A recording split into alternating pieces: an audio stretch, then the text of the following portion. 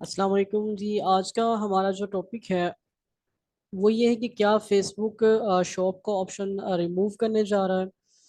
तो बिल्कुल व्यूअर्स ऐसे ही है। फेसबुक ने ये एक मेरे सामने एरर शो हो रहा है फेसबुक की तरफ से, नोटिफिकेशन आप कह सकते हैं।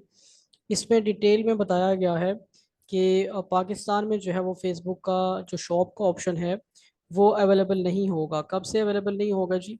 अगस्त 10 2023 से ये जो शॉप का ऑप्शन है ये अवेलेबल नहीं रहेगा।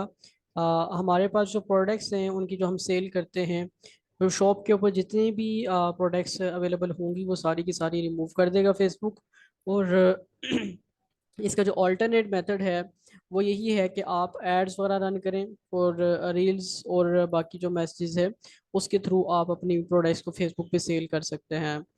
तो बाकी यूके यूएसए वगैरह में तो रिमूव नहीं हो रहा फेसबुक का जो शॉप का ऑप्शन है। वो सिर्फ और सिर्फ फेसबुक का जो शॉप का ऑप्शन है वो पाकिस्तान में फेसबुक रिमूव कर रहा है। Thank you.